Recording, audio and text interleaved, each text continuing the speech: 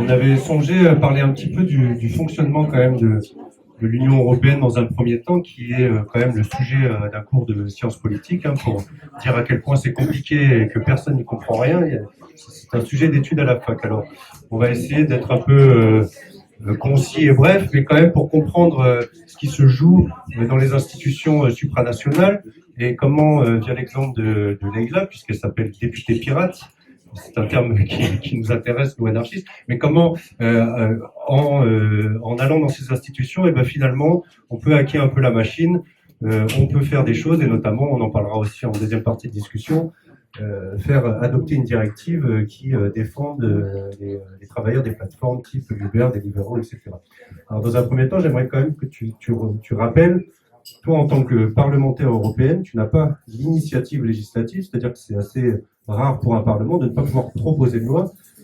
Seule la Commission européenne a ce droit-là, qui, elle, transcrit aussi ce qu'on appelle les grandes orientations politiques, donc qui sont la réunion des chefs d'État membres. Alors, est-ce que tu peux nous faire un petit laïus pour expliquer à tout le monde ton rôle au sein de ce grand tout européen?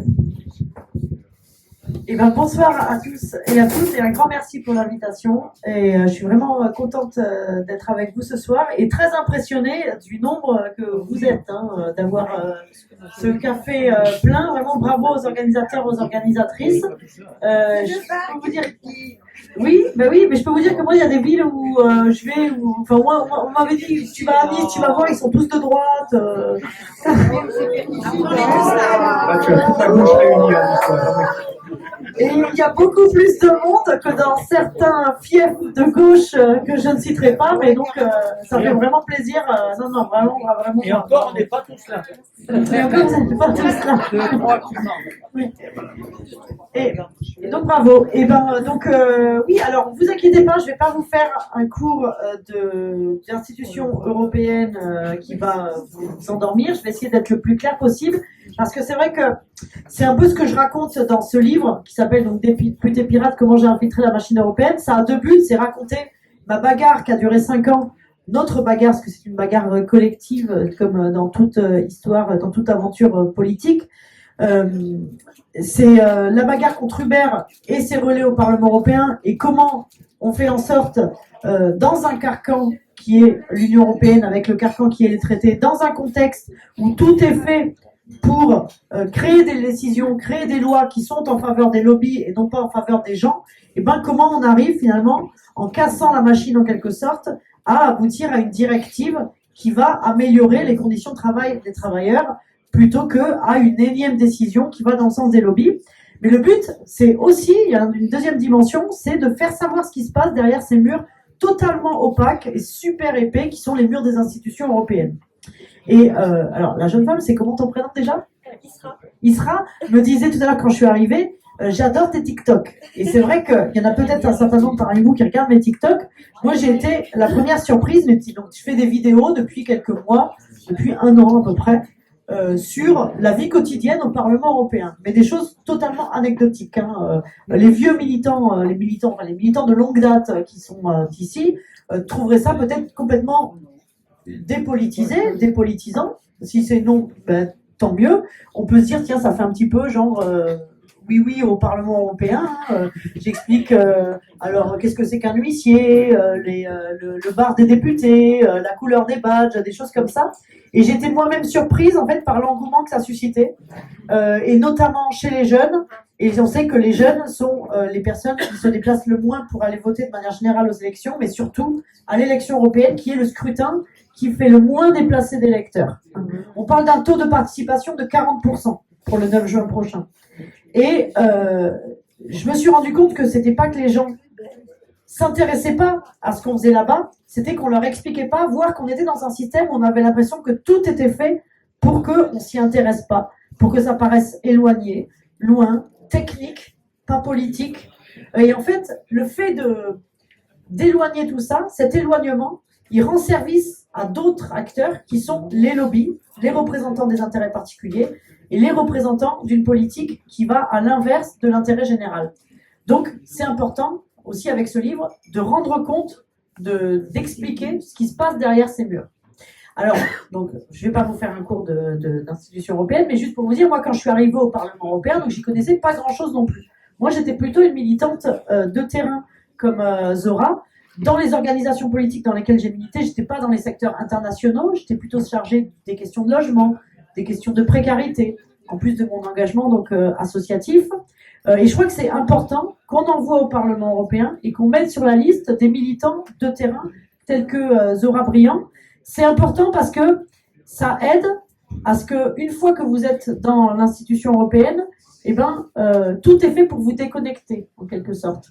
Et le fait d'avoir des gens de terrain qui ont l'habitude de tout ça, eh ben, ça permet de décloisonner les choses. Donc j'arrive au Parlement européen, donc en 2019, et là, donc, je suis dans un Parlement qui n'a pas le droit d'initiative législative, comme tu le disais. L'Union européenne, c'est 3 institutions. Il y a le Parlement européen, où on a 705, la prochaine fois, députés élus dans les 27 États membres de l'Union européenne. Chaque pays envoie des gens au Parlement européen. Nous, la France, on fait partie des pays qui envoient beaucoup de gens. On en envoie 81 la prochaine fois. La dernière fois, c'était 71, mais entre-temps, il y a eu le Brexit, les Anglais sont partis, ça a libéré des places pour dispatch, et la population a augmenté. Et donc, comme c'est le nombre de députés en fonction de la population des pays, du coup, là, on en a 81, c'est ce qui fait qu'on a 81 personnes sur la liste.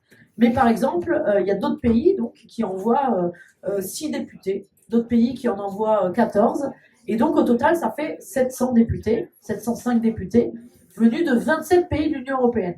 Mais ce n'est pas la seule instance de l'Union européenne. L'Union européenne, c'est 3 instances. Les 2 autres instances, donc c'est la Commission européenne et le Conseil. Alors, Conseil, des fois, vous allez entendre parler du Conseil de l'Europe. Est-ce que le Conseil de l'Europe fait partie de l'Union européenne? Eh, il y a des connaisseurs. Hein. Vraiment. Le Conseil, il y a 2 choses. Il y a le Conseil de l'Europe et à côté le Conseil européen, Conseil de l'Union européenne. Conseil européen, Conseil de l'Union européenne, je mets dans le même sac. Et le Conseil de l'Europe, c'est une institution qui ne fait pas partie de l'Union européenne, qui est chargée des droits de l'homme en Europe, mais pas que. Donc, Conseil de l'Europe, souvent d'ailleurs, les journalistes font l'erreur. Hein, quand vous voyez le Conseil de l'Europe a validé la directive sur les travailleurs des plateformes, pas tous. Non, pas la presse, pas pareil. Pas pareil. Pas pareil. Donc, les journalistes donc, se trompent souvent. Hein, et donc, il y a donc, le Parlement européen, les députés européens, donc, le Conseil de l'Union européenne, Conseil européen. Pourquoi ces 2 noms pour le Conseil? C'est parce que le Conseil européen, c'est les rendez-vous qu'il y a où il y a les présidents ou les chefs de gouvernement. Où souvent Macron va. En fait. Les grands rendez-vous qui se passent souvent à Bruxelles, par exemple, qui se déroulent sur 2 jours, où ils décident d'envoyer des armes en Ukraine, par exemple, des choses comme ça. Et il y a le Conseil de l'Union européenne dans la même instance, c'est aussi les représentants des gouvernements, sauf que là, c'est par ministre. Moi, il y a un Conseil de l'Union européenne avec qui j'ai beaucoup travaillé, légiféré, c'est le Conseil de l'Union européenne des ministres du travail. Donc, tous les ministres du travail de l'Union européenne qui se réunissent. Donc, je vous dis Parlement européen, Conseil, et il y a la 3e instance qui est la Commission européenne. La Commission européenne, elle est composée de 27 commissaires. Pourquoi 27? Parce qu'il y a 27 pays dans l'Union européenne, et chaque gouvernement, chaque pays a le droit de nommer un commissaire. Nous, la France, on a eu le droit de nommer le commissaire au marché intérieur, Thierry Breton. Il y a un commissaire, moi, avec qui j'ai beaucoup eu affaire, c'est le commissaire à l'emploi, aux affaires sociales. Il est nommé par le Luxembourg. Ça veut dire quelque chose? Oh, tu rigoles? Ouais, je sais pas, comme ça. Luxembourg. Fiscal. Parce que, oui, alors c'est aussi, oui, c'est vrai, il y a les questions de fiscalité, mais il y a aussi, le Luxembourg, c'est un petit pays. Bon, avec tout le respect que j'ai pour le Luxembourg et pour les Luxembourgeois, s'il y en a un ce soir, mais vous voyez un peu l'importance, ça veut dire quelque chose de l'importance des sujets. Marché intérieur, la France. Emploi, affaires sociales, le Luxembourg. Et au milieu de manière pas vraiment informelle d'ailleurs, puisqu'il y a un registre de la transparence qui répertorie tous les lobbyistes. Donc dans ton livre, tu parles de 70 000 personnes quand même, donc c'est-à-dire qu'il y a un rapport de 1 à 100 puisqu'il y a 700 députés. Donc ils sont enregistrés certes, alors il y a des entreprises, des associations et des syndicats aussi, c'est-à-dire que dans ces groupes de pression, on pourrait dire ça en français plutôt que lobby, il y a aussi des gens qui peuvent être de notre camp, entre guillemets. Donc, toi, qu'est-ce qui c'est une des premières choses qui t'a surpris quand tu es arrivé, c'était ça, c'était ce rapport à ces gens-là qui avaient accès à tout, comme tu racontes, avec leur badge, qui pouvaient entrer et venir. Et voilà, qu'est-ce que tu peux nous dire un peu sur ces lobbyistes? Sur le lobby, ouais. Oui, et peut-être juste pour terminer sur le processus, comment on fait là-dedans pour faire une loi. Donc une loi, ça s'appelle une directive en langage européen. Il y a directive ou règlement. Règlement, tous les États doivent le prendre tel quel. Il n'y a pas à traduire parce que c'est des choses très précises. Directive, il faut traduire en loi nationale. Et les États ont 2 ans pour traduire en loi nationale. Pour faire une directive, donc, il faut que ce soit la Commission européenne qui la propose. On ne peut pas nous directement écrire. On n'a pas le droit. On est le seul Parlement du monde qui n'a pas le droit d'initiative législative. Donc on doit écrire, on doit demander, on doit faire pression d'abord par tous les moyens. Enfin, on viendra après. Mais sur la Commission européenne pour qu'elle fasse une proposition, une préférence, une proposition. Si je veux une proposition sur l'emploi, ça m'intéresse pas que ce soit le commissaire au marché intérieur qui la fasse. Sinon les choses sont mal barrées. Ça m'intéresse plutôt que ce soit Schmitt, le commissaire à l'emploi. Ça m'intéresse pas que ce soit le commissaire à la concurrence, mais ça m'intéresse que ce soit le commissaire à l'emploi. Donc ça m'intéresse que ce soit lui. Et une fois que la Commission européenne a fait sa proposition, elle l'envoie. C'est pas comme en France où il y a première lecture, deuxième lecture. Elle l'envoie aux 2 co-législateurs, co-décisionnaires, qui sont le Parlement et le Conseil, les 2 autres institutions. Elle nous les envoie, chacun de notre côté. Et chacun de notre côté, au Parlement, au Conseil, nous au Parlement, il y a un négociateur par groupe. Moi, sur la directive plateforme dont on va parler, donc j'étais chargée de négociation pour mon groupe. Mais on se met tous autour de la table, on dit, tiens, ce qu'on veut garder, ce qu'on veut jeter de la proposition de la Commission. Et le Conseil, ils font pareil. Mais eux, c'est entre ministres du sujet concerné. Et une fois que chacun s'est mis d'accord, Parlement et Conseil, on se réunit dans ce qu'on appelle un trilogue. Trilogue parce qu'il y a Parlement, Conseil et la Commission en arbitre, pour essayer, chacun sur la base de son mandat, d'arriver à une proposition finale de directive. Et dans ce contexte-là, donc, il y a un autre acteur qui a beaucoup d'importance, ce sont les lobbies. Moi, ça, je m'en aperçois rapidement quand j'arrive au Parlement européen. Il y a une place immense qui est faite aux lobbies, mais ça se sent matériellement, en fait. Déjà, on arrive dans un Parlement européen qui est installé dans le quartier européen, à Bruxelles. Et en fait, pour tous les Belges, ce quartier, donc, il vous explique que quand ils étaient petits, je suis avec un Belge d'une 40aine d'années, qui m'explique que quand il était petit, il n'y avait que des terrains vagues. Ils venaient jouer comme ça. Et là, sont sortis de terre des bureaux de verre, où il y a donc la Commission européenne, le Conseil et le Parlement européen, qui a 2 sièges, mais où l'essentiel de l'activité donc, est au Parlement de Bruxelles et pas au Parlement de Strasbourg. Et donc, sont sortis de terre donc, les bureaux des lobbies aussi. Et donc, physiquement, en fait, on est tous au Parlement européen, les députés, loin de nos pays. On arrive tous dans une espèce de grosse machine, et il y a des gens qui sont comme à la maison, qui sont chez eux, qui ont leur bureau tout autour du Parlement. Ce sont les lobbyistes, donc tu le disais, 100 lobbyistes pour un député. C'est le deuxième endroit où il y a le plus de lobbyistes après Washington, Bruxelles. Et donc les lobbyistes, ils peuvent entrer et sortir à partir du moment où ils sont enregistrés au registre de transparence. Ils peuvent entrer et sortir comme ils veulent avec leur badge du Parlement. Vous, si vous voulez rentrer au Parlement, déjà vous devez avoir l'autorisation, je dois vous accréditer, moi ou un autre député. Vous devez donner votre carte d'identité individuellement, votre nom, et puis on vous met un autocollant et on vous indique bien, je l'ai encore fait là il y a quelques jours, attention, tu ne peux pas te balader tout seul dans le Parlement, tu dois toujours être avec ton député qui t'a invité, tu dois bien garder ton autocollant bien visible. Attention, il ne faut pas que ton manteau cache là l'autocollant, c'est important. Alors que les lobbyistes, eux, ils peuvent rentrer et sortir comme ils veulent. Ils ont accès directement, dès qu'ils montent sur l'escalator, il y a les 700 boîtes aux lettres au nom des députés, les boîtes aux lettres des lobbyistes qui sont ouvertes comme ça. Vous pouvez ouvrir, il n'y a pas de clé. Donc moi, je m'amuse souvent à regarder ce qu'il y a dans celle de Jordan Bardella. Vu que c'est ouvert comme ça, c'est tentant. Bon. Il se la fait souvent vider bizarrement alors qu'il ne fout pas les pieds, il vient à Strasbourg, hein, parce que si les députés viennent à Strasbourg, on leur coupe leur indemnité. Et c'est là que c'est les statistiques de bord, mais jamais à Bruxelles il vient, mais il y a quand même quelqu'un qui vide sa boîte aux lettres régulièrement. Bon. En tout cas, les lobbyistes ont accès, donc là, ils connaissent souvent toutes les arcanes avant même que vous arriviez à vous familiariser quand vous arrivez là-dedans. Ils connaissent par cœur, parce que souvent c'est d'anciens assistants parlementaires. d'entrée, ils vous proposent, vous savez, il y a des statistiques, vous en voyez peut-être passer sur les réseaux sociaux, sur le nombre d'amendements déposés. C'est quelque chose qui permet, qui est un indicateur du travail d'un député. Et bien, les lobbyistes vous proposent des amendements déjà rédigés, en fait, sur tous les sujets. Il y a une fois, moi, j'étais en commission emploi, il y a quand même une collègue italienne. Elle lisait mécaniquement un amendement qui manifestement avait été rédigé par un député, puisqu'elle défendait le système de sécurité sociale. Ça parlait du système de santé américain, en fait. Elle s'est pas rendue compte de ce qu'elle lisait, en fait. Le lobbyiste avait dû se tromper dans ce qui lui passait. Enfin, sur la question des plateformes, ça m'arrivait d'entendre des députés répéter mot pour mot l'argumentaire qu'écrivait Hubert. C'est bien pratique, parce qu'il vous propose, ils se trompent pas, hein, ils connaissent l'heure du jour des réunions avant vous. Et en fait, depuis le scandale du Qatargate, vous avez peut-être entendu parler du Qatargate, on a retrouvé des valises de billets, donc avec des 300 000 euros en petite coupure chez des députés socialistes, 900 000 chez Eva Kaili, socialiste grec. C'était assez hallucinant. Et là, à ce moment-là, on avait l'impression, la main sur le cœur, la présidente du Parlement européen qui explique que toute l'institution est entachée, donc il faut prendre des mesures à la hauteur de la situation. Du blabla, il n'y a rien qui a concrètement été fait. Il n'y a même pas l'obligation pour les députés, qui est quand même un truc de base, de déclarer leur rencontre, obligation de déclarer leur rencontre avec les lobbyistes. Vous allez sur le site du Parlement européen, vous voyez, il y a une rubrique par député.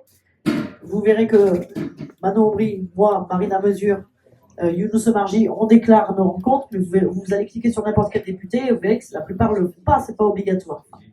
Mais au-delà de ça, le facteur le plus important, pourquoi les lobbies sont comme chez eux, pourquoi les lobbies influencent la loi, parce que la question, elle est là, en fait, c'est qu'à la limite, il y a une différence entre lobbying et corruption. Le problème, c'est que plus les décisions sont influencées par des lobbies, moins elles sont le résultat de la volonté populaire. Et donc, le fait d'avoir une transparence sur le lobbying, ça permet au moins de savoir si tel député, il a pris sa décision, il a voté de telle manière parce qu'il a rencontré 15 fois les représentants de l'industrie du tabac ou parce qu'il a rencontré 15 fois les représentants des victimes du cancer du poumon. En fait, c'est juste intéressant de savoir. Et je pense que certains députés, déjà à titre préventif, se permettraient pas certaines choses si on savait que leur rendez-vous était public. Mais surtout, le principal élément, et ça c'est ce qu'on a vu avec la directive sur les travailleurs des plateformes, c'est que plus cette institution est enfermée sur elle-même et loin des citoyens, plus on déroule le tapis rouge au lobby. Et quand on fait rentrer, quand on permet l'irruption des citoyens, quand on ouvre les portes du Parlement, et ben tout d'un coup, le pouvoir des lobbies, il diminue. Il est moins fort et leur pouvoir d'influence, il baisse. Parce que moi, quand je suis arrivée au Parlement européen, il y avait une conviction que j'avais et que j'ai toujours. L'Union européenne, j'avais un truc comme ça un peu vague dans la tête, l'Union européenne est imprégnée de l'idéologie néolibérale. C'est vrai. Mais c'est abstrait comme ça. Et en fait, je m'aperçois que pourquoi l'Union européenne est imprégnée d'idéologie néolibérale, comment ça se fait, c'est qu'en fait, les décideurs, les commissaires européens, les députés, toute la journée, quand ils prennent des décisions, et ben qui ils ont en face d'eux? Ils ont des lobbies. Quand on a des gens en face de nous pour prendre même une décision qui concerne le travail via une plateforme, et ben quand en face de nous, on a des gens qui répètent continuellement que les travailleurs des plateformes veulent être indépendants, ils veulent rester indépendants, il ne faut pas toucher au statut d'indépendant, ils sont bien dans leur métier, on va pas creuser plus loin, il y a le rythme. Volontairement, des fois, on a l'impression que tout est fait pour passer d'une réunion à l'autre comme ça, sans avoir le temps. Et en fait, tout ça contribue au fait qu'on prend pour argent comptant. Il y a un peu de fainéantise, certains, mais surtout des gens qui ne sont pas des militants de terrain et donc qui prennent pour argent comptant le représentant qu'ils ont en face, qui s'intitule représentant du travail via une plateforme. Et en fait, quand toute la journée, vous avez un discours en face de vous, eh ben, il vous imprègne. Et quand tout d'un coup, en face des yeux, vous mettez un autre discours qui est celui des principaux concernés, des vrais principaux concernés, eh ben, les choses ont montré que ça change la donne, en fait. Et tout d'un coup, les décisions, ça allait de soi qu'elles allaient être dans le sens de l'intérêt des lobbies, eh ben, c'est pas le cas. C'est plus le cas. Justement, c'est là où je voulais en venir. Donc, une question. Les lobbies, comment ils sont nommés et qu'est-ce qui... Voilà, c'est important qu'on comprenne. Oui, concrètement, à quoi ça ressemble aussi. En fait, déjà, sur les cartes de visite des lobbyistes, il n'y a jamais marqué. Ils sont nommés. Ils n'ont pas de place officielle. Ce sont des chargés d'affaires publiques. Il n'y a pas marqué lobbyiste sur leur carte de visite. Il y aura jamais. Mais c'est officiel. Oui, mais c'est officiel, mais en fait, ils sont chargés d'affaires publiques, chargés de relations institutionnelles. Et moi, la première fois, justement, j'étais un peu prise de court. On était au bureau. Et donc, je voulais travailler donc, sur cette directive qui était à l'ordre du jour sur les travailleurs des plateformes. Et on reçoit beaucoup de mails. Mais donc là, il y a un mail et il y a quelqu'un qui propose de parler de la mobilité des travailleurs avec une étude sur les travailleurs des plateformes. J'ai failli me faire avoir. Je me dis, bah tiens, là, ce serait sympa qu'on le rencontre. Et là, on me dit, attends, regarde bien. En fait, c'est un lobbyiste. En fait, il y a la première fois que j'ai pris rendez-vous, que j'ai volontairement répondu de façon positive aux sollicitations des lobbyistes pour voir à quoi ils ressemblaient. Et alors, c'est frappant parce que le premier lobbyiste que j'ai rencontré ne correspondait pas du tout à l'image que j'avais dans ma tête. C'était le lobbyiste d'Uber. Et donc, je m'attendais à voir quelqu'un, comme sera d'ailleurs par la suite le lobbyiste de Deliveroo. Mais là, j'ai quelqu'un qui arrive, un ancien assistant parlementaire, grec, pas de cravate, à la cool, jean, et le gars, plutôt que de m'expliquer que vraiment il faut que le système perdure pour les plateformes, il me dit que vraiment, si, il y a un souci, que j'ai raison de me soucier de la protection sociale des chauffeurs. Et donc, sur le coup, j'étais surprise. Et puis, il me dit, mais d'ailleurs, c'est pour ça que nous aussi, on se soucie vraiment de la protection sociale des chauffeurs. C'est pour ça qu'il faut qu'on invente un nouveau statut, entre le statut de travailleur indépendant et le statut de salarié. Où en fait, parce que les chauffeurs, ils veulent rester indépendants, mais on pourrait leur donner quelques droits en plus, comme ça, parce que vraiment, on a ce souci que vous avez de la protection sociale des chauffeurs. Malin. Je sais qu'une heure après, il a rendez-vous avec un député de droite. Lui, c'est un bon lobbyiste, le lobbyiste du maire. Il n'aura pas le même discours. Par contre, moins malin, le lobbyiste de Deliveroo que j'ai vu quelques semaines après. Alors là, donc chargé des affaires publiques, le gars débarqué de Londres. Donc je pense que c'est pour ça qu'il n'était pas assez implanté dans la bulle européenne. Donc là, pour le coup, vraiment physiquement lobbyiste, quoi. Costard impeccable, bronzé, coiffure, enfin vraiment, voilà, blond platine impeccable. Et donc là, le gars m'explique, en fait, il s'est dit dans sa tête qu'il avait une Française en face, et donc il a commencé à me faire les louanges de Macron. Et, pas malin, il s'est pas assez renseigné. Et à m'expliquer en plus à ce moment-là, donc à cette époque, il y avait eu la loi LOM, la loi d'orientation des mobilités.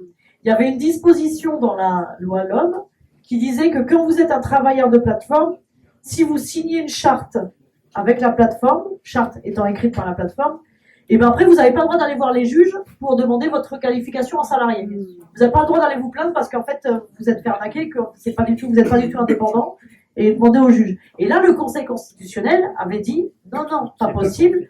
Cette disposition avait été retoquée. Et donc, le lobbyiste que j'ai de Deliveroo à ce moment-là, il me dit Macron, il avait tout compris, enfin, avec l'accent anglais, donc Macron, il avait tout compris. C'est vraiment dommage, votre truc en France, là, le Conseil constitutionnel, là, c'est vraiment dommage, véridique. Donc, j'ai eu le Conseil constitutionnel. Donc, mais c'est dommage, nous, pourtant, moi, je vais voir le gouvernement espagnol la semaine prochaine, je vais lui expliquer qu'il faut faire comme Macron. C'est à ce moment-là, d'ailleurs, que j'ai commencé à comprendre que tiens, on était bien avant les Uber Files, mais pourquoi il parle de Macron alors que je suis au Parlement européen, le gars vient de Londres, et c'est à ce moment-là que j'ai commencé à me dire, tiens, il y a Macron dans l'histoire. Bon, mais les lobbyistes, donc voilà, en fait, officiellement, ne sont pas législateurs, mais ils vont, comme ils ont des entrées dans le Parlement, ils sont infiltrés dans le Parlement, ils vont organiser des réunions avec les députés. Bien souvent, il y a 0 travailleur, d'ailleurs, on passera c'est mon mandat à incruster des travailleurs dans ces réunions-là, à aller imposer des travailleurs dans ces réunions-là, en fait, mais hébergés par des députés, ils envoient les amendements, ils font des études soi-disant objectives qui, en fait, ressortent tous leurs chiffres. Ils sont omniprésents, en fait, c'est ça. Mais ils influencent, mais officiellement, ils sont pas dans l'organigramme, contrairement au Conseil, Commission, Parlement européen. Justement, on va parler de ça un peu, comment on fait irruption du réel dans tout ce que tu viens de décrire là, qui qui est quand même impressionnant. Alors il y a un éloignement démocratique. Les gens peut-être comprennent assez bien que n'ayant pas l'initiative législative, seulement un pouvoir d'amendement, peut-être ils se demandent pourquoi voter. Il y a un éloignement physique, puisque la bulle européenne, comme tu l'appelles, est à Bruxelles et un peu à Strasbourg. Et aussi, quand on est député de gauche, on est un peu plus regardant sur les députés qu'on envoie dans ces institutions-là, contrairement à l'extrême droite qui, visiblement, n'a rien à foutre que Jordan Bardella n'y mette pas un pied. Et donc, toi, tu arrives et tu te dis, c'est ce que tu dis dans le bouquin, j'ai commencé à faire la bonne élève en me disant que finalement, mes atouts, moi, j'ai été militante par ailleurs, notamment dans des collectifs contre le mal logement, pour la réappropriation du logement, etc. Et donc, tu vas utiliser ça à ta sauce et pour faire entrer le réel dans ces institutions dont ils n'ont a priori pas l'habitude de voir ça. Oui, c'est-à-dire que comme moi, quand j'arrive en 2019, donc c'est mon premier mandat, c'est pas la première fois que je suis candidate à des élections, mais j'étais candidate à des élections souvent sur ce que, comme on dit, des places non éligibles.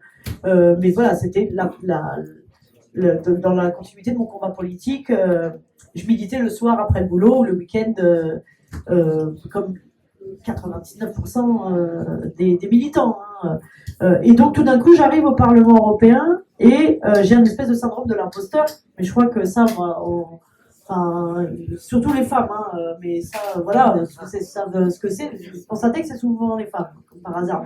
Ou ça vous est certainement tous arrivé que vous avez, je sais pas, une promotion au boulot, et vous dites, ah oui, mais comment je vais faire pour encadrer un aussi gros service, ou alors on me met candidate d'élection, ah oui, mais est-ce que je vais, enfin, voilà, qu'on le dise ou pas, mais c'est le truc, on a l'impression que le costume est trop grand pour nous. Plus, il y a le fait d'arriver donc dans une espèce de grosse machine, on a l'impression qu'on n'y comprend rien. Plus donc le fait d'avoir l'impression, face à des députés qui sont là, il y en a certains, il y en a un, je me rappelle, ça fait pas longtemps que j'y suis, qui me dit c'est son 5e mandat, donc 5 x 5, 25. Ça fait 25 ans qu'il est là-dedans. Et ouais. Et donc on a l'impression qu'il maîtrise parfaitement plus l'anglais, en fait. C'est-à-dire qu'on est tous censés parler notre langue. Dans l'exercice, c'est une règle dans l'Union européenne, chacun peut parler sa langue. Le français est une langue officielle de l'Union européenne. Et c'est une question d'égalité devant le mandat, dans le mandat, de pouvoir négocier dans sa langue. Sinon, si on négocie face à des Danois ou des Allemands qui parlent en anglais et qui parlent parfaitement anglais, bon, c'est un problème. Et surtout que nous, les Français, on n'est pas les plus doués en anglais. Mais on n'est pas les plus nuls non plus. Les Espagnols sont plus nuls. Claro. Le racisme de Bonalois. Non, mais La résistance espagnole.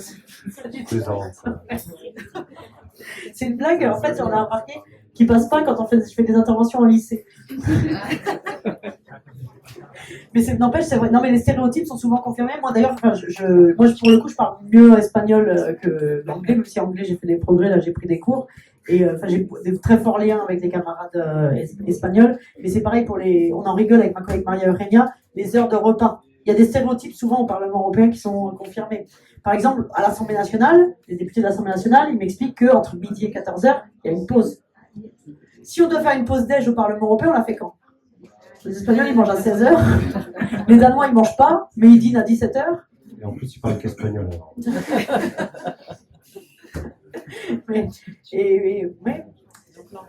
Donc, du coup, enfin voilà, les retards aussi. Nous, généralement, on est. Non, mais c'est vrai. Les Portugais sont assez forts en anglais, en fait.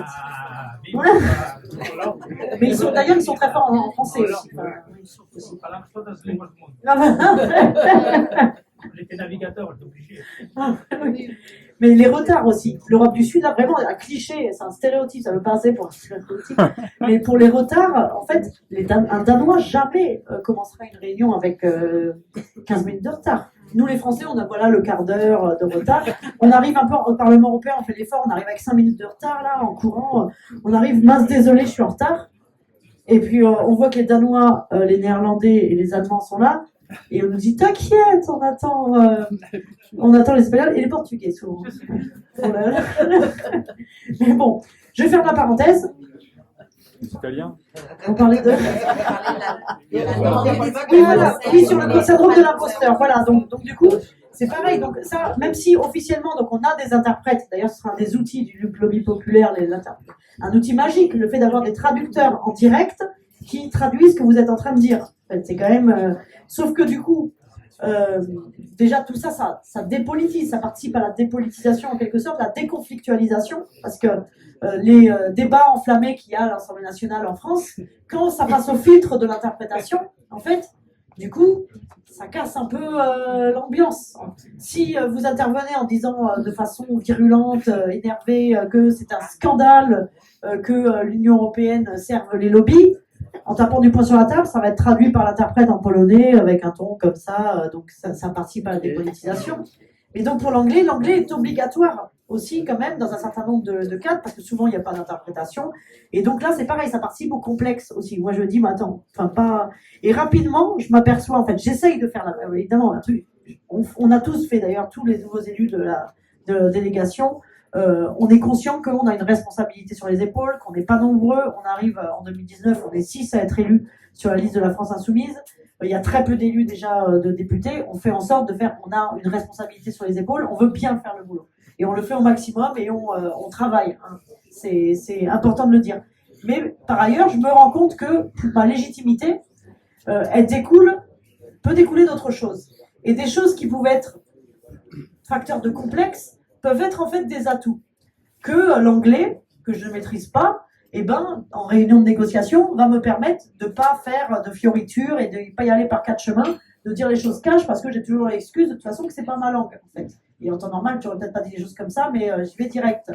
En fait, mon expertise de terrain, en fait, en quelque sorte, je me rends compte que quand on est face à des gens qui en fait n'ont pas bougé du Parlement européen depuis 25 ans, qui n'ont pas jamais vu un travailleur de leur vie, ou alors quand ils voient des travailleurs, c'est les représentants officiels de la Confédération européenne des syndicats. Donc c'est pas voilà. Et qu'en fait, tout d'un coup, c'est une valeur ajoutée. Je m'aperçois que j'ai pas du tout à le cacher parce qu'au contraire, pour eux, ils regardent ça avec intérêt, un vrai travailleur. J'exagère, mais ça devient, je me rends compte que tout ça est une valeur ajoutée, et surtout, ce dont je m'aperçois rapidement, c'est que cette machine bien huilée, si on la laisse fonctionner de façon bien huilée, on va continuer d'avoir ces politiques qui font qu'il y a cette ambiance de courtoisie qui est totalement dépolitisante, où une place importante est laissée au lobby, et tout ça fait que les décisions politiques vont de toute façon dans le sens des lobbies, et que moi, ma fonction, ça va se réduire à faire des interventions d'1 minute, en haussant le ton, mais de toute façon, ça va être traduit de façon lissée dans les oreilles de celles et ceux qui ne parlent pas anglais, de ceux et celles qui ne parlent pas français, pardon, de jouer le jeu dans les réunions de négociation, de proposer mes amendements, mais de toute façon, mes amendements, ils vont toujours être battus. Et en fait, tout d'un coup, je m'aperçois que, par exemple, mon mandat, si je veux qu'il soit efficace, ce qu'on tente au départ, c'est d'abord en l'utilisant pour construire un contre-lobbying. Et cet outil magique que j'ai découvert d'abord sur l'interprétation, qui permet aux députés de travailler ensemble. Moi, il se trouve que je vais à la rencontre des livreurs de repas à domicile, donc plusieurs luttes en Europe, en Slovénie, en France, en Espagne, en Belgique. Et à chaque fois, j'ai des gens qui me disent la même chose dans des langues différentes. Que quand ils ont commencé, la course minimum, elle était à 10 €, qu'après elle a baissé à 6, à 4. Maintenant, il y a même des courses à 2 €. Qui se font déconnecter, ils ne savent pas pourquoi ils se font déconnecter, en fait. La plateforme les a déconnectés. Est-ce que c'est parce qu'ils ont pris un mauvais chemin? Est-ce que c'est parce qu'ils ont refusé pour le coup de course? Ils ne savent pas, c'est l'algorithme. Qui disent tous, au moins, moi, dans une entreprise, j'irai voir le patron, lui demander ce que j'ai fait de mal. Là, je ne peux même pas. En fait, il n'y a pas de règlement intérieur, c'est opaque, c'est l'algorithme. Et tout d'un coup, je me dis, en fait, cet outil magique qui est l'interprétation, si tous ces gens, on les réunit dans une salle à Bruxelles, ça peut devenir une force, ils discutent entre eux, et ils sont ensuite en capacité de faire pression sur le processus législatif. Et pour ça, donc il y a un outil, il y a de nombreuses enveloppes, il y a des moyens démesurés au Parlement européen. C'est ça, tu as pris les moyens qui étaient à ta disposition pour payer des interprètes et pour faire venir à Bruxelles les travailleurs de ces plateformes-là, leurs bibliothèques, etc. Donc ça fait partie de ton enveloppe. Pour les déguiser aussi en Pikachu.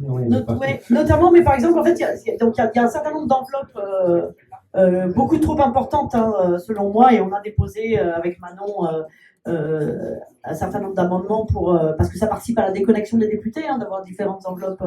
Et donc il y a une enveloppe notamment qui s'appelle la ligne 400. Au départ, je sais pas trop ce que c'est, et je suis dans le bureau d'un collègue, et je vois en fait qu'il a, lui, il a des stylos à son nom, des parapluies, même des couverts, des bento, le truc pour mettre son repas là du midi, avec son nom marqué dessus, quoi. Il peut ouvrir une boutique. Hein, je sais pas où il trouve les idées, mais bon, enfin, tout ça, son nom, ouais, des kawaii, enfin tout. Et puis je dis, mais comment il fait, ben, c'est la ligne 400. La ligne 400, mais de toute façon. Non, il y a une somme, mais c'est tellement énorme. En fait, là, par exemple, pour vous donner une idée, là, c'est 44 000 € par député, par an. 44 000 € par député. C'est très cadré. C'est une ligne à la base pour la communication. C'est en plus des autres enveloppes. Hein. Et donc, souvent, les députés, d'ailleurs, n'arrivent pas à dépenser. Après, c'est très cadré, l'utilisation. On peut les aider. Si on a justement trouvé des moyens détournés en étudiant attentivement le règlement de la ligne 400 pour le coup pour être vraiment dans les clous. Mais au départ, donc il y a même un député. Donc souvent les députés savent pas comment dépenser le reste de leur enveloppe. Il y a même un député là chaque année, un député du groupe PPE. Et ben pour finir son enveloppe, il achète un sapin de Noël géant. Pas pour les Bruxellois. Pour les gens, il l'installe dans le Parlement européen, à l'intérieur, sur l'étage principal, là, le 3e étage, là où il y a les boîtes aux lettres des lobbies. Son sapin de Noël qui fait 3-4 mètres de haut. Et il y a marqué à côté, il y a un petit panneau offert par machin, donc il est fier. Et en 2023, là, pour le mois de décembre, il y a même un autre député qui était jaloux, qui a dit, c'est ce qu'on m'a expliqué, hein, qui dit, il y en a marre, il y a tout le temps son sapin, lui, chaque année, moi aussi j'ai envie d'offrir un truc. Et donc avec sa ligne 400, il a offert une crèche. Il y a son nom à côté. Parce que c'est autorisé au Parlement européen, les crèches, enfin il n'y a pas la laïcité, c'est une règle française, donc au Parlement européen, il y a une salle de prière, par exemple, au Parlement européen. C'est pour toutes les religions, oui. Tu réserves, en fait, tu vas devant, tu as le planning, et tu as toutes les religions, c'est réservé, tout. Et aussi, en plus des religions, cette salle, ils font les trucs de spiritualité non religieux, mais je ne sais plus le nom. Mais donc, du coup, pour revenir à la ligne, donc moi je me dis à ce moment-là, mais quand même c'est bête de dépenser de l'argent comme ça pour acheter des sapins de Noël ou pour faire des couverts, en fait. Donc comment en fait on va étudier le règlement pour que ce soit utile à la lutte et à l'Organisation internationale des travailleurs. Et c'est là que du coup on décide d'utiliser ces enveloppes-là pour créer un contre-lobby, un lobby international des travailleurs. Et donc on fait venir plusieurs fois tout au long du processus législatif. Donc, et pour la première fois dès décembre 2019, donc je remonte Manon parce que c'est Manon de mon équipe qui est chargée justement d'organiser à chaque fois ces grands rendez-vous et qui a développé ce réseau-là. C'est donc une centaine de travailleurs de toute l'Europe, des chauffeurs VTC, des livreurs de repas qui viennent des 4 coins de l'Europe, qui viennent. Rares sont les pays qu'on n'a pas couverts, où on va repérer là où il y a telle lutte, là où malgré les obstacles à la mobilisation, parce que c'est compliqué de s'organiser quand on est un livreur tout seul sur son vélo, et ben on s'organise en collectif. On a organisé une grève comme celle qui a eu lieu il y a quelques jours à Nice. Et ben on les contacte, on leur propose de venir tous à Bruxelles pour 2 jours. On leur paye l'hôtel, on leur paye le trajet, et surtout on leur met à disposition des interprètes. Pas plus loin que ça au départ. Tiens, parlez de ce que vous voulez, faites votre assemblée, on vous met à disposition les interprètes. Qu'est-ce qui se passe ? Ils échangent. Ils se rendent compte qu'ils ont un quotidien commun, qu'ils ont des revendications communes, une manière de s'affronter aux plateformes qui est commune. Et tout d'un coup, les plateformes, elles sont organisées à l'échelle européenne. Elles ont leur bureau dans le quartier européen, leur bureau, leur lobby. Hein.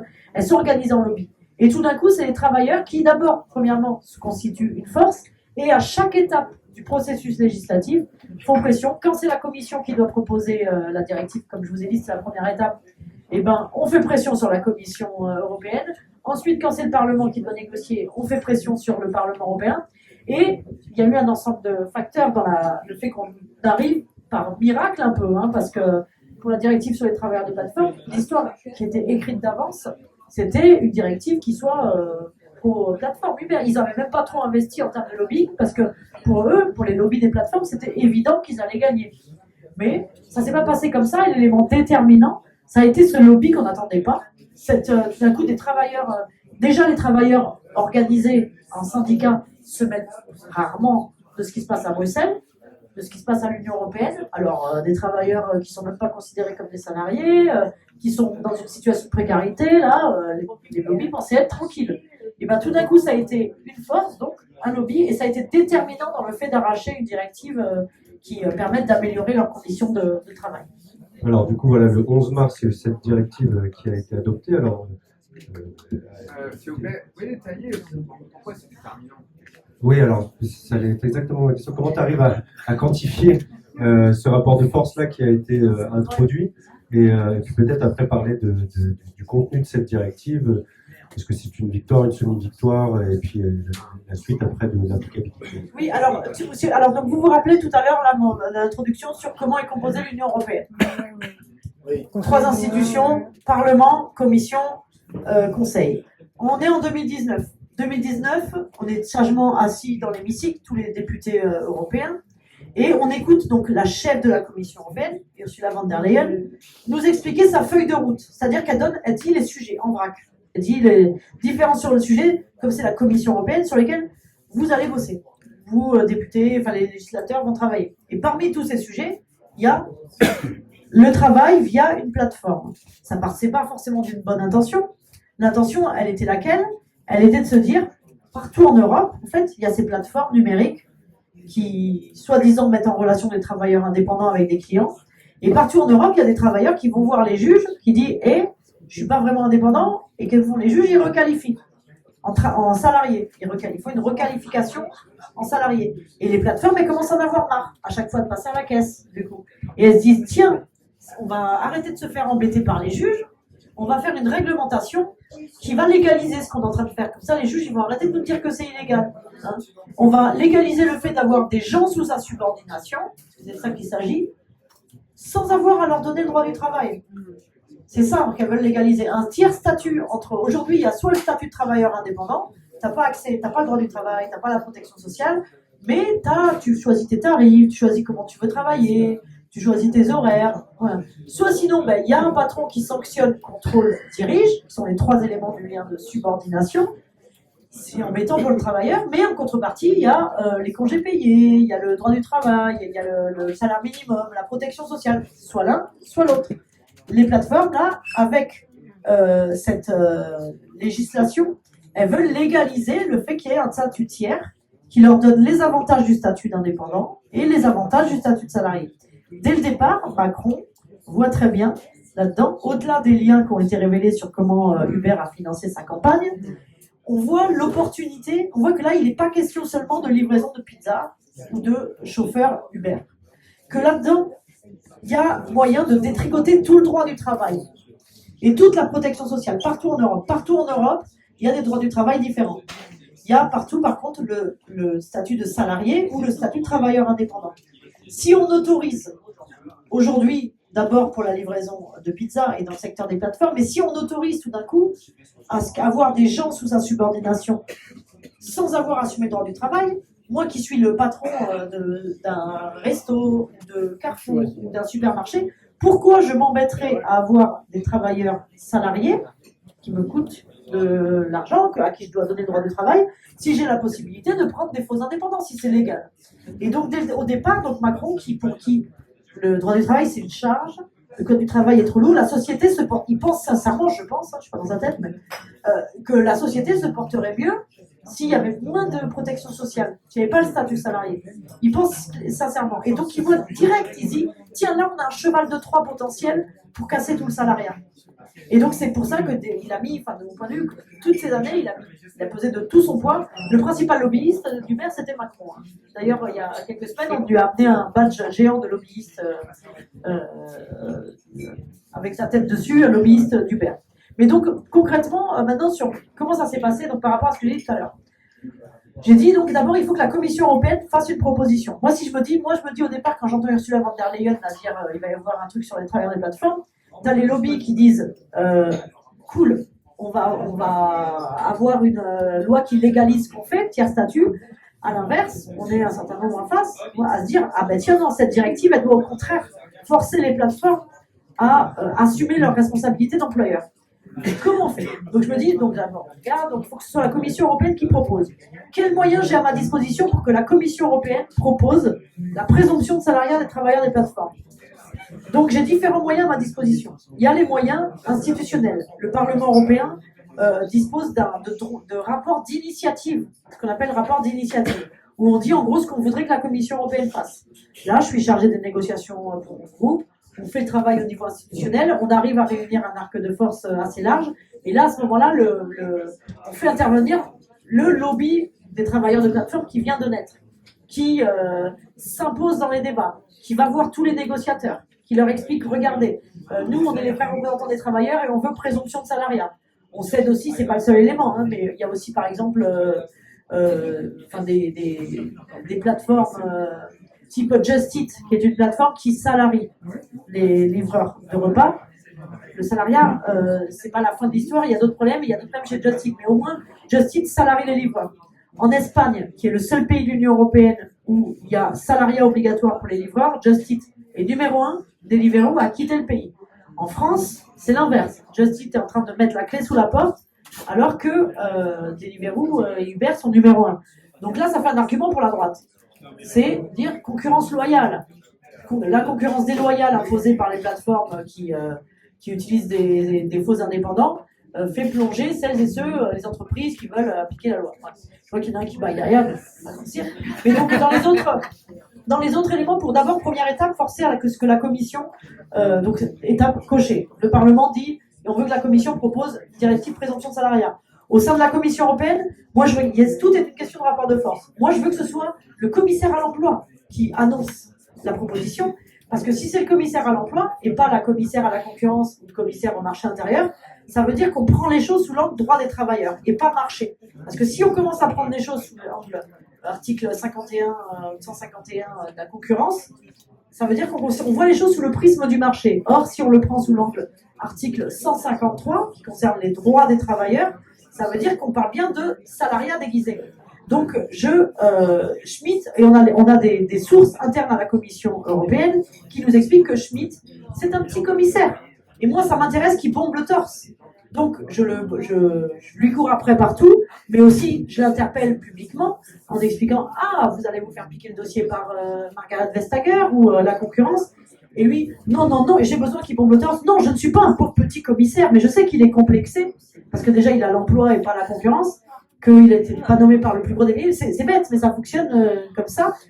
Et on a des dires, là, à ce moment-là, le lobby populaire, le lobby des travailleurs intervient, et on a des sources internes à la Commission européenne, à la direction de l'emploi, qui nous disent « Continuez là de pousser les travailleurs à faire pression, parce que ça nous aide en interne. » Comme ça, Schmitt, le fait qu'il y ait la pression des travailleurs extérieurs, ça lui permet de dire après au collège des commissaires, où il y a les autres commissaires, regardez, il faut que ce soit moi qui récupère le dossier, parce que sinon, les travailleurs, regardez, ils ont déjà décidé ce qu'ils voulaient, c'est un lobby puissant, donc ça les aide. Et quand vous entendez que Raphaël Glucksmann, depuis qu'on a eu la victoire de la directive, expliquer que c'est grâce au commissaire Schmitt, justement, parce que ce gars-là dont je vous parle est devenu Spitzenkandidat, chef de file européen des socialistes, des sociodémocrates. Et donc expliquer non, cette victoire c'est une victoire de Raphaël Glucksmann parce que c'est un socialiste, le commissaire qui l'a proposé. Jamais il aurait proposé ça déjà sans la pression des travailleurs que nous avons menée, sans la pression qu'on a réalisée en amont. Et ça on le sait, il me l'a dit en fait. Et quand il dit on a forcé à ce qu'il bombe le torse, c'est ce qu'il récupère le dossier, et sinon jamais il n'aurait écrit le premier jet. Le travail n'était pas fini. Donc. Décembre 2021, la Commission européenne publie une proposition de directive où elle dit présomption de salariat des travailleurs des plateformes. Moi, deux mois avant, je rencontrais l'ambassadeur de Macron à l'Union européenne qui me disait jamais la Commission européenne ne proposera la présomption de salariat des travailleurs des plateformes. Tous les macronistes disaient pareil. Et c'est pourtant ce qui se passe. Le travail n'est pas fini parce que du coup, là, les macronistes et les lobbyistes disent mince. Bon on aurait dû être plus sur nos gardes. Là, on s'est fait dépasser par un lobby comme ça qu'on n'a pas l'habitude de voir. Et là, le lobbying en face s'intensifie. Et là, qu'est-ce que leur objectif, c'est quoi? Ils sont obligés de faire avec le mot présomption de salariat. Ils vont essayer de le vider de sa substance le plus possible, parce qu'on a le droit, comme je vous disais, donc La commission publie une proposition, au Parlement, au Conseil, on décide ce qu'on veut garder, ce qu'on veut jeter. Eux, ils vont faire en sorte de rajouter plein de critères, de faire en sorte que ça s'appelle présomption de salariat, mais que ça, voire même ils essaient de changer le nom. Mais en gros, ils veulent saboter les choses.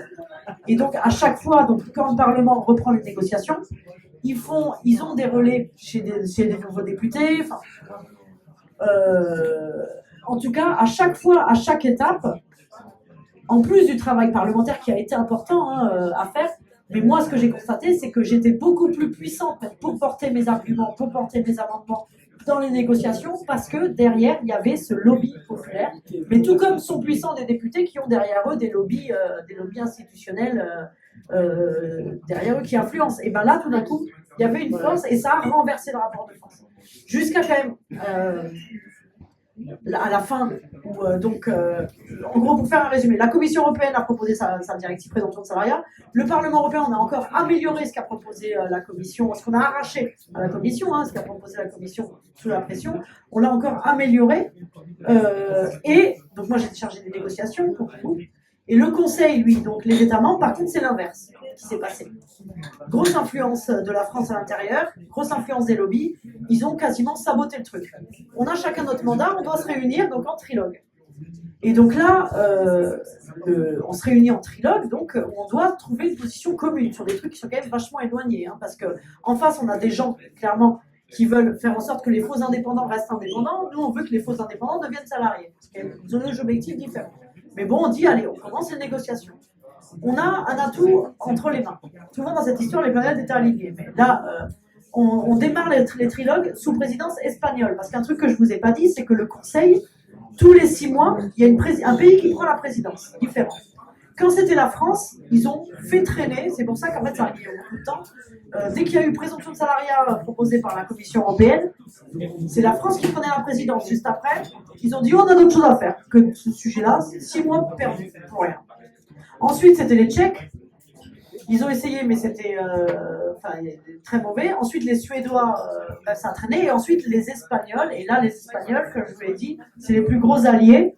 Parce qu'on a Yolanda Díaz, ministre du Travail communiste espagnole, et que donc a 1000 salariats dans le secteur de livraison. Et là, donc on se dit, ok, les Espagnols trouvent la position du Conseil et font démarrer les trilogues. Et là, moi, dans ma tête, je me dis, tranquille, on va négocier. Face à nous, on n'a pas les 27 ministres. Nous, le Parlement, on est l'équipe du Parlement. Et en face, ça va être face aux Espagnols. Ça va être sympa, quoi. Parce que je pense que quand on va négocier, il ne va pas falloir beaucoup insister. Ça ne s'est pas tout à fait passé comme ça.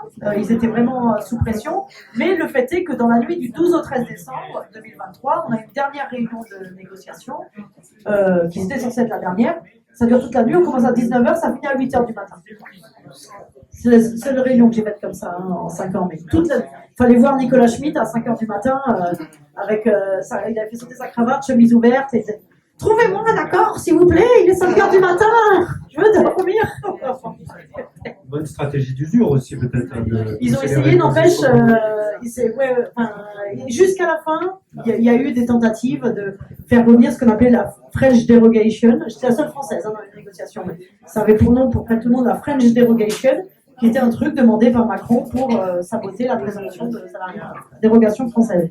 Donc, à 8h du matin, accord de trilogue. Quand il y a accord de trilogue, généralement, c'est bon, c'est validé. La directive, elle est.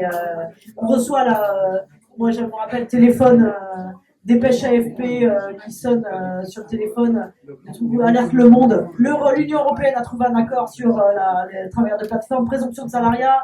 Des millions de travailleurs indépendants vont être qualifiés. La présidente du Parlement européen, PPE, de droite, Roberta Metsola, qui se félicite de l'accord. Voilà, elle respecte, c'est le trilogue, elle respecte. Nous, on fait péter le champagne à 8h du matin après la réunion. C'est quand même... oui, c'est normal. Et donc on se dit, c'est bon. Et là, chose très rare, normalement c'est une formalité qu'ensuite ce soit validé par le Parlement Conseil. 10 jours plus tard, réunion du Conseil, la France réunit une minorité de blocage autour d'elle, composée de pays très à droite, Italie, Pologne, Hongrie, enfin vous voyez, des pays que des gouvernements très très à droite. L'accord ne passe pas, c'est foutu. Et à ce moment-là, d'ailleurs, on finissait d'envoyer le livre à l'imprimeur, Et donc c'est pour ça que le livre finit sur on ne sait pas trop. En fait, il y a accord, mais en fait, il y a l'accord apparemment. C'est 2 jours avant la réunion du Conseil, donc il va être saboté. On avait des échos comme quoi la France s'organisait. On reprend les réunions, c'est bientôt fini. Hein, mais on est en janvier 2023, on reprend les réunions de négociation de trilogue, donc sous présidence, cette fois belge, parce que en janvier, les Belges arrivent.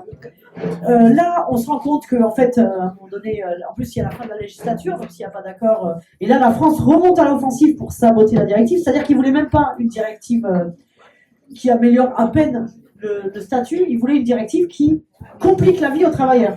Ils voulaient une directive qui fait que demain, quand les travailleurs sont sollicités par les juges, eh ben, ils disent, je t'aurais bien requalifié, mais en fait, maintenant, j'ai une directive européenne qui me dit que si tu coches pas tant de critères, t'es pas considéré comme salarié, donc je peux pas te requalifier. Donc, ils empirent la situation. C'est leur objectif. Et donc là, on dit à un moment donné, bon, on va jamais réussir à se mettre d'accord. On a eu un accord, donc le 8 février, à minima, sur des, enfin voilà, en disant en gros, c'est loin des ambitions du Parlement. Hein, je vais pas, c'est pas un accord révolutionnaire. Je vous mentirais si je vous disais ça, mais ça améliore quand même la situation dans le sens où on impose que les travailleurs, c'est plus à eux de prouver qu'ils sont salariés, c'est à la plateforme de prouver qu'ils sont indépendants. Et si la plateforme ne prouve pas qu'ils sont indépendants, ils sont requalifiés. Il y a aussi toute une réglementation, on ne peut plus déconnecter quelqu'un comme ça avec un algorithme. Il faut des décisions humaines. Il y a des dispositions qui vont améliorer la situation. Là, on se dit, bah, cette fois, quand même, ils vont valider, là, la France ne va pas bloquer. 8 jours plus tard, le 16 février, le Conseil se réunit. Là, il y a 27 États membres. Il y en a 23 qui valident, qui disent OK. Il y en a 4 qui bloquent. Et donc là, la minorité de blocage est réunie à un État membre près. Donc là, les Belges se disent, et puis donc il y a la France, l'Allemagne, l'Estonie et la Grèce, qui disent non. Et donc là, on se dit, bon ben c'est mort, sauf que là, on se dit, bah, attends, c'est un État membre qui bloque, parce qu'il faut donc la majorité qualifiée. La majorité qualifiée, ça doit être 65 des États qui représentent 65% de la population européenne, et avec 24 États membres. Donc là, on est à 23 qui valident. Et donc, les Belges se disent, allez, on va retenter le 11 mars. Là, avec les ministres, c'était les ambassadeurs la fois d'avant.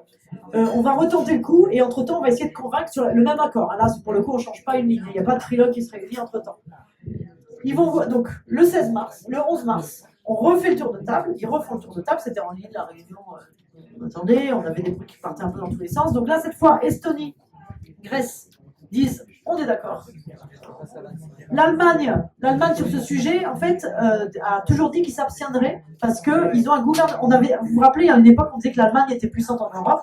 Là, il y a un gouvernement de coalition qui fait qu'en fait, sur plein de sujets, ils ont prévu c'est abstention. Ça fait longtemps qu'ils ont dit abstention. Et le représentant de l'Allemagne, d'ailleurs, dit je trouve que c'est un bon accord et j'espère qu'il y aura la majorité qualifiée, mais à cause d'un partenaire dans notre coalition qui est contre, je ne peux pas voter pour. Donc en fait, en vrai, donc après la France prend la parole et le seul État qui dit non, je ne veux pas valider, alors qu'on aurait pu se dire, il voit qu'il y a la majorité qualifiée, il ne faut pas passer pour des débiles, vas-y, lâche quoi. Et non, le seul qui s'oppose, la honte, c'est jusqu'au bout, je ne sais pas combien Uber a payé, hein, mais c'est la France qui dit, ben non, nous, alors on pourrait, il le formule en disant, on pourrait valider s'il y avait une modification, alors non, donc il ne valide pas. Et là, en face, on s'en fout, le ministre du Travail belge dit, de toute façon, ben voilà, ok, Sylvia, parle, vas-y, c'est ridicule, hein, vas-y, parle, Catherine Vautrin, c'est pas grave, de toute façon, on sait bon, il y a la majorité sans toi. Jusqu'au bout. Donc après, je sais en plus, pour info, qu'il paraît que Nicolas Schmitt, là, le commissaire, il harcelait Vautrin depuis 15 jours, Catherine Vautrin, la ministre du Travail, pour...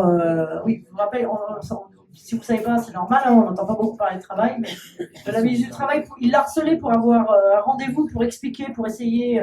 Pareil, depuis 15 jours, il demandait à voir Vautrin, elle ne répondait pas, il l'avoir au téléphone, elle ne répondait pas. Là, tout d'un coup, ils voient le truc, en fait, ils ont été mis en minorité, qui passent pour des cons. Excusez-moi du mot, mais... et du coup, il dit... là, c'est elle, il paraît, qui lui passe plein de coups de fil, qui envoie plein de messages en disant non, mais s'il te plaît, vas-y, s'il te plaît, même si on ajoute un texte, on ne change pas l'accord, mais on ajoute un texte, comme ça, on pourra dire que le texte a été ajouté et qu'on est d'accord. Du coup, il était vexé comme un pou, c'est lui qui ne lui répondait plus. Après, mais... Merci. Peut-être juste une dernière question, après on fait tourner le micro. Du coup, finalement, on se rend compte qu'il y a un rapport de force assez classique que tu as réussi à engager entre les forces du capital et les forces populaires.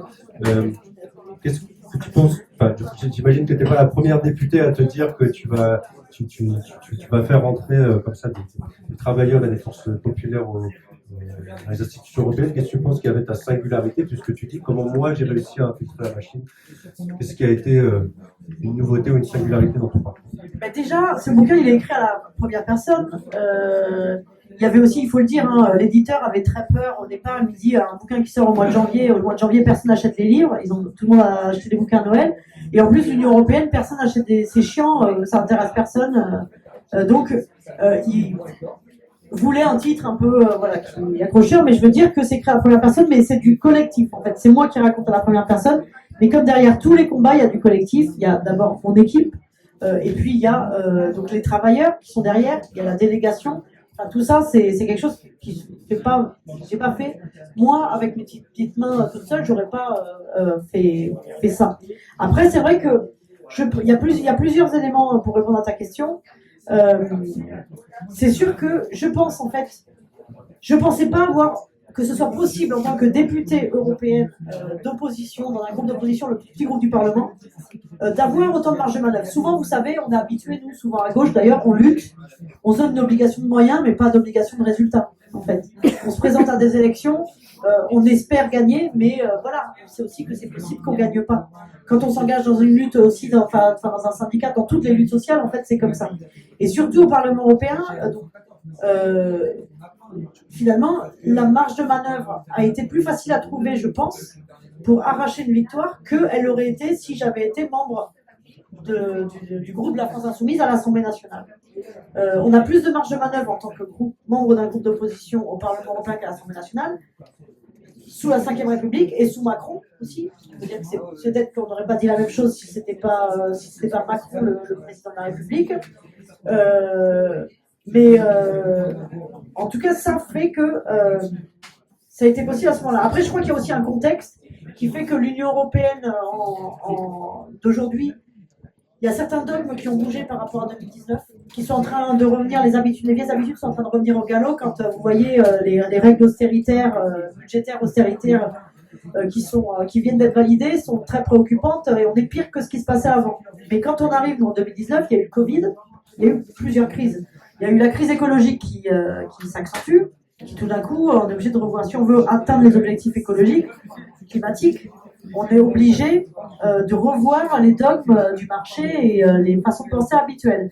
Il y a eu le Covid qui fait que tout d'un coup, on se rend compte, tiens, les services publics, les hôpitaux, qui étaient normalement, on engueulait les États parce que c'est des choses que nous, on savait déjà, mais qu'ils se sont rendus compte, en fait. On a marqué des points dans la bataille culturelle. Les services publics, d'un coup, c'est utile. C'est pas juste une charge et quelque chose où il ne faut pas que les États membres investissent parce que c'est de la concurrence aux cliniques privées, mais c'est utile. Ah tiens, la réindustrialisation, c'est pas une mauvaise idée, hein, parce que quand le commerce est arrêté, c'est bien pratique d'avoir des masques produits en Europe et de produire des médicaments aussi sur place plutôt que de les attendre à l'autre bout de la Terre. Et donc là aussi, tiens, il y a des dogmes qui bougent. On se rend compte augmentation des inégalités, ensuite la guerre en Ukraine avec l'inflation, puis toujours plus de pauvreté. On s'aperçoit que tout d'un coup, il faut donner plus de place au social, en fait, quoi, plus d'importance. En fait. Je pense qu'il y a un contexte aussi qui est favorable, qui fait qu'il y a une fenêtre d'opportunité, qui fait que tout d'un coup, ce contre-lobby, les oreilles étaient plus peut-être propices à l'écouter que si on avait été 5 ans avant, je sais pas.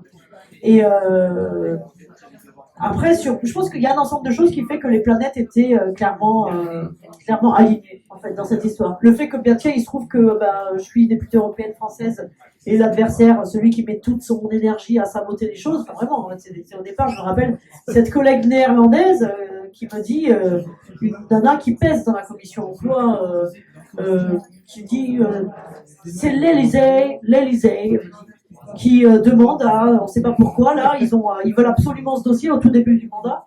On ne comprend pas trop pourquoi.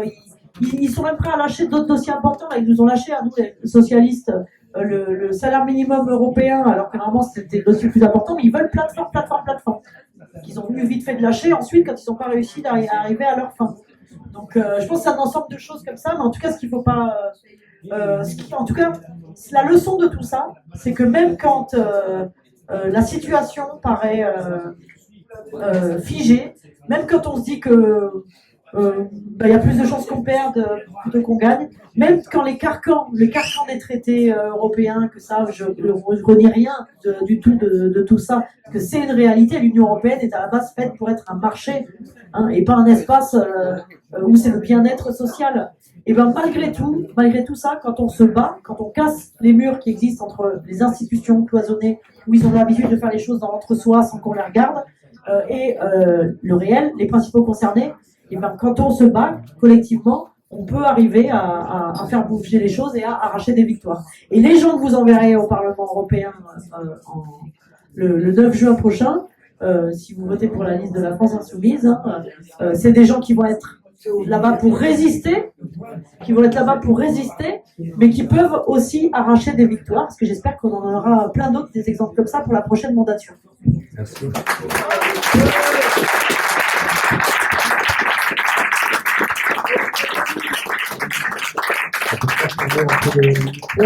J'en profite pour dire que le thème du dernier mouet s'appelle Nos Victoires aussi, voilà, qui est en vente à prix libre à l'entrée. Est-ce que quelqu'un ou quelqu'une a une question pour Leïla ou Jora? Alors, une question, d'abord une remarque. D'abord, je te remercie d'être venu et j'ai trouvé que le bouquin était super parce que justement, tu nous embarques dans ce que tu es en train de nous raconter là et que du coup, c'est pas chiant au cas où tu te posais la question. Par rapport au lobby, moi, j'avais une vraie question parce qu'on est très nombreux ici à être aussi dans des syndicats et ou dans des assos. Et c'est aussi du lobbyisme en fait qu'on fait. Alors, lobbyisme, souvent, il y a un terme très négatif derrière.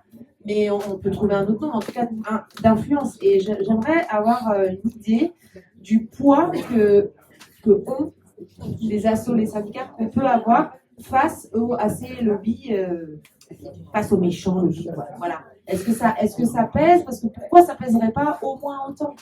Puisqu'en fait, c'est souvent des assos qui sont en plus internationales, etc., avec plein de gens derrière. Et tout, voilà. C'est une question que je me pose. Voilà. Oui, mais tu as tout à fait raison. Il y a un certain nombre d'ailleurs d'associations qui sont très bien organisées au niveau européen, surtout dans le domaine climatique. Au niveau des syndicats, il y a la Confédération européenne des syndicats aussi, qui est très bien organisée au niveau européen. Moi, c'est quelque chose de très utile. Maintenant, souvent, ce qu'on constate, c'est que, par exemple, les représentants officiels de la Confédération européenne des syndicats, c'est pas des travailleurs. Et moi, j'ai incité, par exemple, Brahim Ben Ali, donc qui est en 20e position sur notre liste, et je suis très fier qu'il soit en 20e position sur notre liste, tout comme Yohann Taillandier, je sais plus sa position, mais qui est un responsable des livreurs toulousains, et Brahim, qui a organisé les VTC, qui a plusieurs centaines de VTC derrière lui, la principale organisation de chauffeurs VTC en France. Moi, je dis à Brahim, inscris-toi au registre de transparence. Inscris-toi au registre des lobbies. Comme ça, tu auras ton badge pour rentrer sortir dans le Parlement européen. Il n'y a pas de raison que ce soit les représentants institutionnels qui ont leur bureau à Bruxelles qui représentent officiellement les VTC. Non, il y a une différence. Mettons des vrais travailleurs et pas des anciens assistants parlementaires payés par les lobbies. Et la différence peut-être aussi, c'est que les lobbies font souvent ça de façon cachée. Là, je parlais des lobbyistes de Uber et Deliveroo. Au fur et à mesure, donc c'était plus Uber et Deliveroo qui apparaissait, c'était Move EU Tech Alliance, Association pour la mobilité. Et en fait, en creusant, on allait sur leur site, on se rendait compte que c'était les lobbies. Ils se cachaient. Tandis que nous, la différence, le contre-lobbying, c'est totalement transparent, public, et au contraire, on est là pour démasquer et pour mettre la lumière sur tout ça. Mais il faut justement s'incruster, s'imposer. Si vous êtes dans des syndicats, des associations, et c'est très utile. Souvent, en fait, ce que j'ai remarqué, c'est que tout est fait de façon... En fait, c'est comme s'il y avait une complexité et un flou qui rendait service. Ce qui fait que du coup, on se dit, tiens... c'est pas pour moi. Enfin, moi, mon lobbying, je vais le faire sur le maire et pas sur l'échelon européen. Mais du coup, le fait de ne pas le faire, ça laisse la voie libre aux autres, quoi. Donc, faut surtout pas hésiter. Et je pense que voilà, mon bureau et les bureaux de tous les élus, des députés de la France Insoumise sont aussi des portes d'entrée. Il faut nous utiliser, mais comme à l'Assemblée nationale, j'imagine les collègues d'Assemblée nationale, nous utiliser pour rentrer là-dedans. Est-ce que c'est pas une faille justement Est-ce que c'est pas une faille justement que tu as réussi à découvrir au niveau européen? Parce que en fait, on voit les institutions européennes comme quelque chose de profondément antidémocratique. Et là, avec ce que tu viens de nous expliquer, ça nous prouve qu'il y a moyen. Parce qu'on n'oublie pas qu'il y a eu un énorme lobby qui a foutu le bordel en France pendant des mois et des mois pour essayer de se bagarrer sur les retraites. Et on n'a pas réussi. Donc là, on a quand même prouvé que non seulement la Ve République, mais comme tu l'as dit tout à l'heure, la Ve République sous Macron, c'est profondément antidémocratique. Et on ne pensait pas que ça allait être du côté européen, qu'on pouvait faire... parce que le rapport de force que tu décris, il peut prêter à sourire par rapport à celui des grèves contre la réforme des retraites. Et pourtant, il a fonctionné. Donc, est-ce que ce n'est pas une faille que tu as réussi à mettre en lumière, en fait? Oui, ou alors, comme tu viens de le dire, c'est aussi le fait qu'on est quand même dans un... Enfin, on se rend compte toujours mieux des choses quand on les voit de loin, hein, de l'étranger, mais juste le mouvement social contre la réforme des retraites et un gouvernement qui lâche rien, l'utilisation comme ça aussi fréquente du 49.3, enfin, c'est un mode de fonctionnement totalement antidémocratique. Enfin, ce serait improbable, les collègues des différents pays hallucinaient. Le nombre de fois on a fait des points en réunion de groupe, ils avaient les yeux grands comme ça, enfin, ils n'y croyaient pas. Hein. Et la France, qui pendant un certain temps était plutôt le pays du progrès social, le démobilisation, mais c'était juste hallucinant en fait. Et effectivement, avec un rapport de force, enfin, n'importe quel gouvernement, normalement, le rapport de force qu'on a eu pendant le mouvement de retraite, dans n'importe quel gouvernement démocratique, il aurait cédé. En fait, il aurait retiré sa réforme. Et donc, c'est plutôt qu'en fait, c'est ça, c'est qu'en comparaison, c'est plutôt qu'on a un gouvernement autoritaire. En plus, sans parler de... Enfin, moi, je suis... À chaque fois que j'entends Macron expliquer que c'est le représentant de l'Europe qui protège, non, mais j'ai envie de hurler. Parce que là, pour une fois que l'Union européenne peut servir à améliorer les droits sociaux, qui s'y opposait jusqu'au bout, qui était tout seul, bah, c'est Emmanuel Macron. Donc là, je veux dire, la réputation de la France, bâtie. Il avait aussi dit, peut-être, je ne sais pas si on s'en souvient, mais au moment des Uber Files, que ça lui en touchait une sans faire bouger l'autre. Ouais. Dans une veine chiracienne un peu viriliste, débile. Mais bon, voilà, à quel point ils sont foutés. Les macronistes du Parlement européen sont gênés. Les ils ne vont pas le dire parce qu'ils sont en campagne.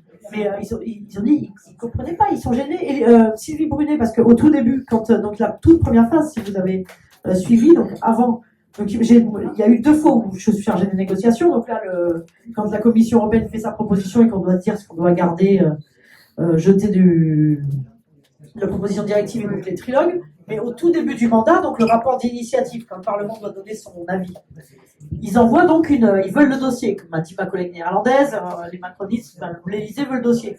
Ils mettent quelqu'un de chez eux, Sylvie Brunet, qui a été élue, qui est de pas loin d'ici, de Marseille d'ailleurs, qui a été élue donc sur la liste des macronistes. Il l'envoie elle, avec l'idée que elle va bien obéir. Sauf que du coup, on la met en minorité, puis elle fait son travail sérieusement. Et donc, on a présomption de salariat dans le rapport. Mais Sylvie Brunet, elle me raconte que Elisabeth Borne, qui était ministre du Travail à l'époque, lui répondait même plus, qu'elle n'avait plus aucun contact avec le gouvernement, et qu'ils étaient furieux parce qu'elle n'avait pas répondu aux ordres et qu'elle s'était fait avoir. Et ensuite, quand il faudra reprendre les négociations, elle avait disparu. C'est plus elle qui a présenté le groupe Renew. C'était une Slovaque qu'ils avaient envoyée. C'était plus compliqué à gérer. Mais donc ils sont dogmatiques en fait. Ils sont dogmatiques. Les élus au Parlement européen ne comprenaient pas. Au bout d'un moment, tu lâches l'affaire. Voilà, c'est pas le dossier. C'est pas grave si pour une fois l'Union européenne fait une avancée sociale. Hein. Qu'est-ce qu'il a tu t'abandonnes, t'es minoritaire. Arrête. Non, jusqu'au bout. Non. Et de la même façon, son dogmatisme dans la gestion de la politique française. Mais c'est vraiment grave et flippant et inquiétant et un peu la honte. Oui. vis-à-vis des autres pays. Du coup, juste, est-ce que tu peux nous faire une fiche pratique du lobbyiste, en fait? C'est-à-dire, là, tu nous tends une perche, c'est-à-dire, en fait, on doit s'inscrire au fichier des transparences. Mais alors, qui peut le faire? Combien de gens peuvent le faire? Et à quel moment on doit le faire? Tu vois, en fait, voilà, une fiche pratique. Voilà, demain, j'ai envie de devenir lobbyiste. Qu'est-ce que je fais? D'accord. Alors, soit tu représentes une société ou un groupe, une organisation ou une association qui a suffisamment de moyens pour se payer un bureau à Bruxelles. Si c'est pas le cas, tu peux quand même t'inscrire au registre de transparence. Et donc, là, il y a un lien. Je sais plus si c'est sur le site du Parlement ou de la Commission. En tout cas, tu as le registre de transparence Google, mais sinon, je retrouverai.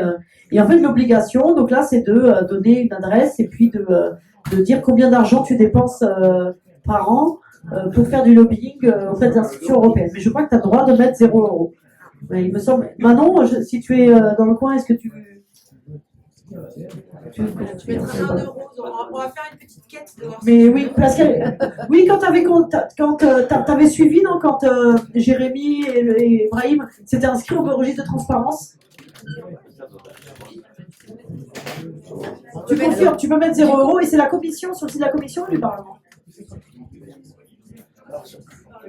Oui, mais en tout cas, voilà, pardon, peut vous envoyer l'adresse. Vous avez le badge marron. Peut-être on va s'arrêter là. Donc voilà, le bar est ouvert et puis il va y avoir de la musique après. Merci.